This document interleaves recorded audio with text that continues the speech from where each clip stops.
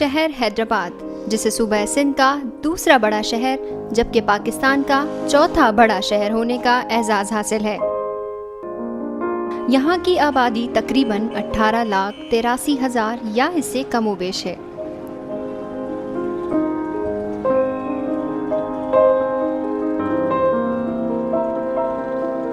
वक्त गुजरने के साथ साथ हैदराबाद शहर तेजी से मसाइल में घिरता जा रहा है। यूं तो इसने कई मसाइल को अपने आप में छुपाए रखा है, मगर कुछ ऐसे मसले भी हैं जो हम आवाम के पैदा किए हुए हैं, जो बिलवास्ता या बिलावास्ता आवाम ही के लिए परेशानी का बाइस बनते हैं। ऐसे कई मसाइल में बेजा मदाखलत या इंक्रोचमेंट बहुत आम है। इंक्रोचमेंट यानी अपनी ज़ाती अराज़ी में बढ़ोतरी की गर्ज से गैर कानूनी तौर पर ज़मीन पर कब्जा कर लेना।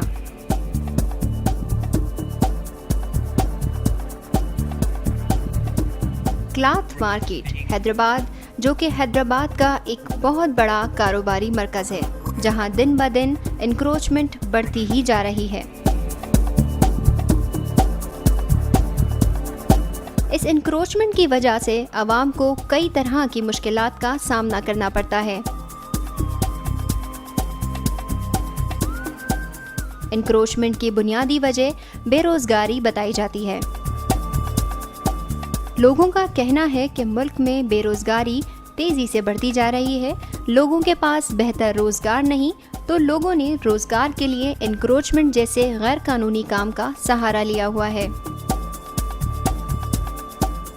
क्लॉथ मार्केट में इंक्रोचमेंट भी इतनी ही कदीम है जितनी कि ये मार्केट। कहा यह जाता है कि शुरू में दुकानदारों ने इंक्रोचमेंट शुरू की और अपनी दुकानों के सामने ठेले और पतारे लगाने लगे। जब कारोबार चमकने लगा तो इन दुकानदारों ने इन ठेलों पतारों को फरोख्त करना भी शुरू कर दिया। ये ठेले और पतारे सरासर गैर कानूनी हैं और ना ही इनके कोई कागजात होते हैं।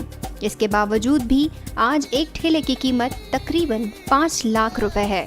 इंक्रोचमेंट की वजह से यहाँ कई किस्म के मसाइल जन्म ले रहे हैं, जैसे कि ट्रैफिक और पार्किंग। ट्रैफिक का मैं बताऊँ ना, मसला ऐसा है कि या तो पार्किंग दे दी जाए, वही है कि गवर्नमेंट का काम है, यही कि अपनी साइड में गाड़ियाँ खड़ी जाए, तो ऐसी कोई परेशानी होती नहीं होती। मसला ये है कि दुकानदारों को जो है बता रहे हैं के साथ बाहर जो ठेले हैं, ये जब से मार्केट आए तब से ठेले अभी अब इंक्रोचमेंट का मतलब ये आ गया कि ठेलों के पीछे भी ठेले आ गए, फिर गधा गाड़ी आ गई, तो फिर मोटरसाइकिल आ गई।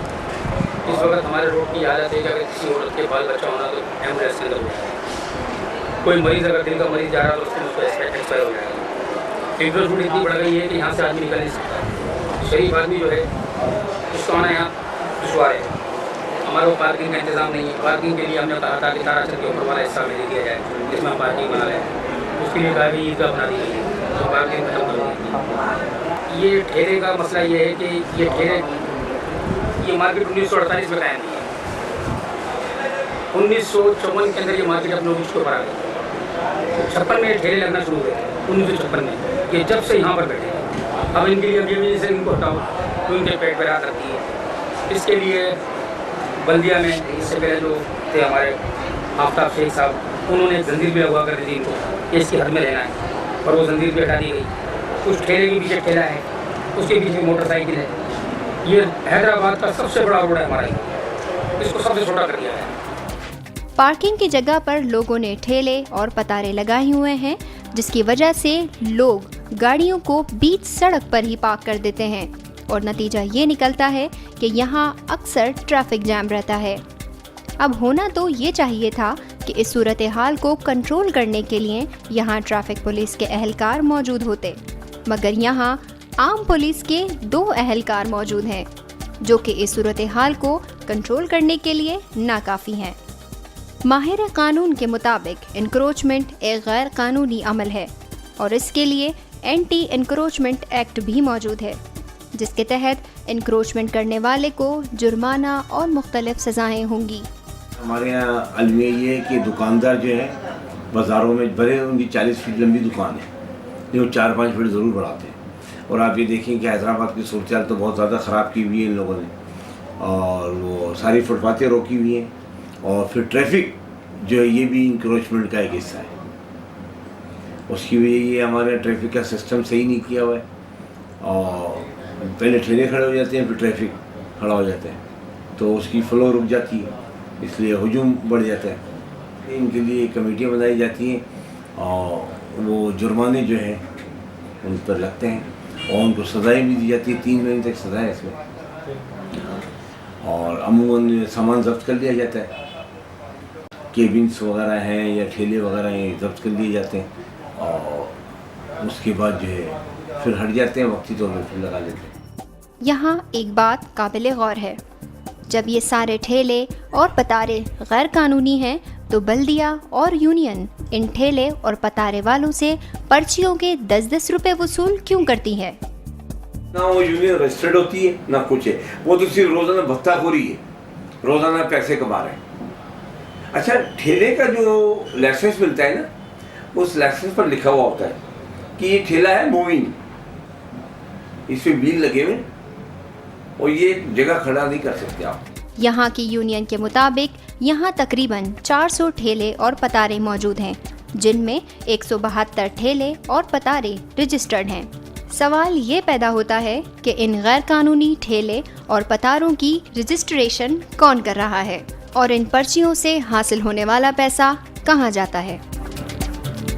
आजकल नया सिस्टम जो है, ये कहते हैं थ्रेड माफिया जो है, बदतमीज माफिया जो है, ये भी इसका एक हिस्सा है।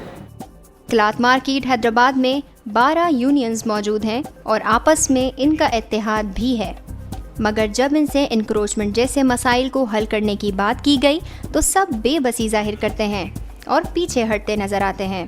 जितने भी शॉप्स हैं ना उनकी पथारे वालों से, लेकिन मकसद ये कि हम उनके साथ यूँ चलते हैं कि यार बेचारा उनके रोज़गार का मसला है, मुल्क की हालात और मुल्क की मसाइल आप देखें कितने परेशान कुन है, महंगाई कितनी रूज पे जा रही है, तो हम नहीं चाहते कि हमारी वजह से किसी के रोज़गार जो है ना ख़त्म हो जाए।